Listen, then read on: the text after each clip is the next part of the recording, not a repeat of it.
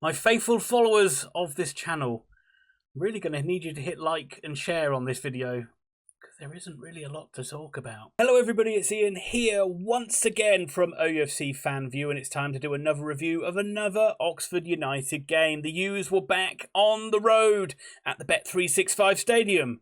They were away at Stoke. I'm not going to use the usual Stoke City cliche because it was a gloriously sunny day in Stoke today, and it's been gloriously sunny times for Oxford United of late as the fortunes continue to take an upward swing under Gary Rowett. At home, we've been a winning machine in recent weeks. Away from home, solid and, let's be fair, unspectacular, apart from some wonder goals that have flown in. But that's been absolutely fine, and that's exactly what we got again today. Probably not surprising against the Stoke side that are struggling for wins, struggling for goals. It's another point in Oxford's fight for survival, but this one won't be remembered too fondly at the end of the season. It finished Stoke City 0, Oxford United 0. And I'll do what I usually do in these videos. I'll go over the team news, I'll give my review of the game highlighting the key incidents, and there were a couple of really key incidents in this one, so do check those out. And then I'll give my final thoughts for both sides at the end of the video. Please, more than ever before, for these dull 0-0 draws, please hit that like button because that does help me out a heck of a lot. And if you do want to just skip to the end and see my final thoughts, you can do that by just using the timestamps down below. But either way, as I said, hit the like, and if you do like the content, consider subscribing. So let's have a look at the team news, starting with Oxford United, and Gary Rowett makes two changes from the side that had that come from behind 3-2 victory over Luton. Ruben Rodriguez comes back into the side for Matt Phillips, and it's a first start for Tom Bradshaw as he leads the line instead of Mark Harris. It's a welcome return to Tyler Goodrum, who's back in the squad after suspension. Rowett has already claimed victory over one of his old sides in Millwall. Can he make it a second? And can Oxford get a league double over the Potters? So let's move on to the home side then, and Mark Robbins' Potters started today in 20th place, 7 points behind United, and they remain 7 points behind the U's. But it's been a tough season for Stoke, who are on their third manager of the campaign, and they've not won in the league since early November. But Robbins has made Stoke more solid in recent weeks, but that did come crashing back down to earth on Wednesday night with a few errors in a 3-1 defeat to Portsmouth. Robbins makes 4 changes from that side. Michael Rose, Edna Stevens, Lyndon Gooch and Nathan Lowe come into the side. Wilmot, Wilson, Esbrand, Ennis and Seko are the players coming out of the team. Wilmot got injured in that game, and he joins an ever-growing list of players out injured for Stoke. But there's also no place in the squad for new loan signing, Ali Al-Hamadi, who signed on loan from Ipswich, but he was too late to play in this game. So let's move on to the game then. I thought Oxford did start in the first few minutes of this game really well, but really for the first 15-20 minutes or so it was kind of even. 13 minutes on the clock is when Oxford got their first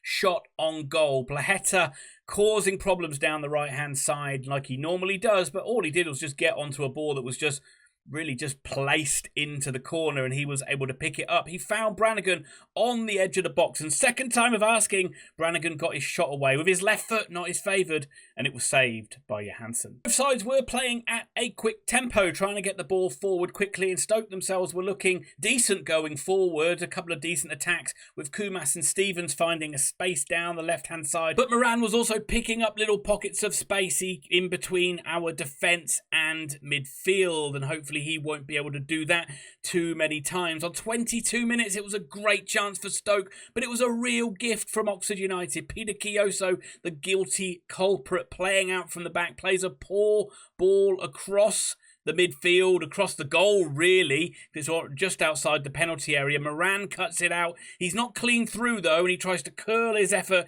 into the corner, but Jamie Cumming is up to it, and he dives to deny him. But a minute later, Kumas thinks he's run through Oxford United. It was a decent run by Kumas, but again, Peter Kioso makes a hash of his clearance, and it nearly comes straight back to Kumas. And once again, Jamie Cumming has to be alert to rescue United. But as the half went on, Stoke started to look much the better side.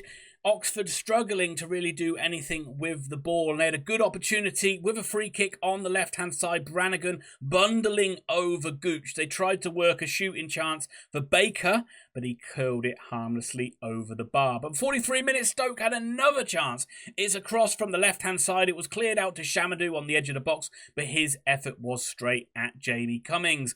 Oxford had a little flurry at the end of the first half, and it nearly ended with a fortunate Oxford United goal. Greg Lee on the left-hand side crossed the ball in with pace, but it bent towards the near post, and it was heading in, and it might have caught Johansson out, but the Stoke stopper was up to it, and he made a good save. So 0-0 at half-time. Not an awful game of football, but not too many chances to speak of. Stoke started slowly in the game, but then got better. Likes of Shamadou, Gooch, Kumas and Moran all looking lively.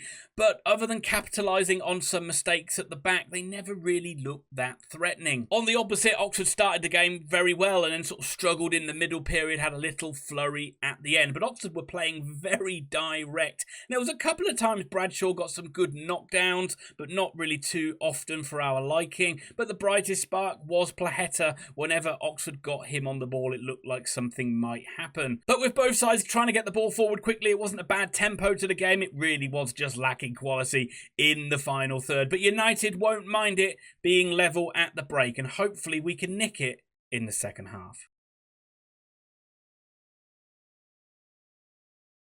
And there were two chances for Oxford early on in this second half. Within the first couple of minutes, following a free kick, the ball fell to Plaheta 15 yards out on the volley, but it drifts it wide. He didn't make a good connection on it, and it went wide. It was actually a pretty decent chance. Just Shemi didn't make a good connection. And then 3 minutes later, the best chance of the game, and certainly the best chance for Oxford. Dembele playing a through ball to Bradshaw, who got goal side of Phillips. Bradshaw tried to dink it over Johansson, but the Stoke keeper, to be fair to him, came out and did really well. He closed that space quickly and made a key save. We saw a similar pattern to what we saw in the first half, with Oxford starting brightly, but then Stoke coming back into it, and the spotters were certainly looking the more likely, and they were creating pressure with keeping the ball in Oxford's half, but mainly winning a lot of free kicks and corners, but they just weren't able to eke out any scoring chances. With 25 minutes to go, we saw Gary Rowett make his first changes. Dembele, Bradshaw and Rodriguez all coming off.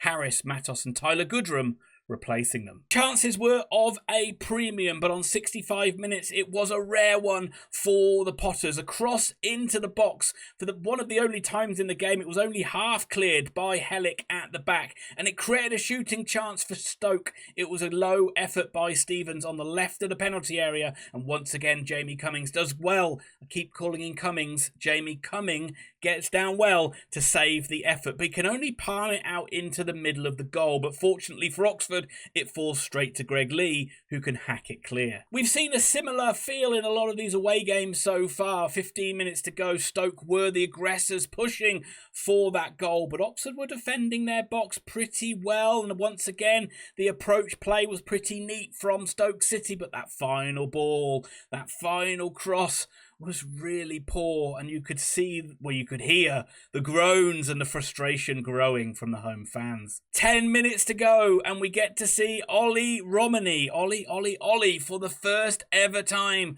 for Oxford United, as he replaced Will Vault. And my goodness, he was only on the field for a couple of minutes.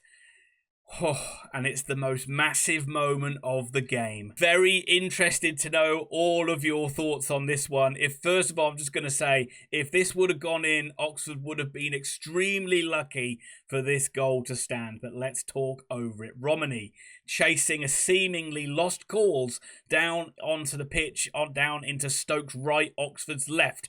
The goalkeeper, Johansson, is just trying to shield it out of play, but annoyingly for him, it was very slowly bouncing out of play and not quick enough for his liking, and Romany was able to close him down. He bundled the goalkeeper over. He was adjudged to have not fouled the keeper. He was adjudged to have kept the ball in, and all of a sudden it looked like Romany had a run on an open goal, but Stoke players were getting back, and it was a tight angle. He hit his effort goalwards, but it hit the bar. and the danger was cleared. My word, as I said, that would have been extremely controversial if that would have gone in. Johansson, I think, was fouled, and it looked like the ball went out of play as well. I would have absolutely taken it. But I've got to say, from a goalkeeper's point of view, Johansson, why take the risk? You could have just banged that ball downfield. It was an unnecessary risk, and it nearly cost you, despite how unlucky and how wrong it would have been if that goal went in. And I've got to say, if Oxford would have conceded a goal like that, I would have been seething. Final change for Oxford United was Phillips replacing Placheta with only about 2 or 3 minutes to go. There was 4 minutes added on, and despite huff and puff from both sides could not find that goal, and this one ended all square. Let's move on to those final thoughts. Let's start with the home side in Stoke City. Stoke fans, I'd be really interested to know if there are any of you that watch this video. I'd like to know your comments on this game and on your season's fortunes. There was a lot of Stoke fans that weren't too happy with the lineup when it was announced on social media. So I'll be interested to know who you thought should have played and what was wrong with the lineup. Looking on the field, I thought you've got plenty of players that can do the approach play really well. Like in the first half, I thought Shamadou was really good. I thought Moran was not lively. Gooch was pretty lively. But it's just that final ball into the box, or that final pass through the middle of the field, it was just so often overhit or cleared away from the Oxford players and not really hit with any conviction. There were a couple of chances in the game, but obviously Cumming got down and made some saves. But I thought Stoke looked at their best when they did get the ball out to the flanks, especially their left-hand side. But scoring goals has just been the real problem for Stoke City, and you can see why. Lowe looks like a good young player. He scored plenty of goals for Walsall, but is he going to be good enough to make that step up? I know he has scored a goal already in the Championship. Or is it just going to be a fact that all your hopes lie on Al Ahmadi, who's come in from Ipswich? And despite this poor run without any wins and you sliding down the table, I would still say that I don't think Stoke are going to be one of those sides that go down. I think you've got a pretty well-organised defence. I think that you've got to have a bit of faith in Mark Robbins. He's a good, experienced coach. You've got a lot of players out injured, some really key players, like a lot of sides, six or seven key players out injured for Stoke who could come back and make a massive difference in this game. Johansson's a solid goalkeeper, so I don't see you losing a lot of games. And I think more often than not, you're going to be in games and you're going to nick the odd one here or there until you get some of your key players back. And I think that Stoke are going to be fine. But obviously, I know their fans are going to be nervy and going to be worried, and they're going to be thinking, I know how it is. If you can't beat Oxford at home, who can you beat? Weird that you beat Sunderland at home, yet you can't beat Oxford at home. It's a stupid, stupid game. But let me know your thoughts down below, Stoke fans. It's great to play Stoke again in the league.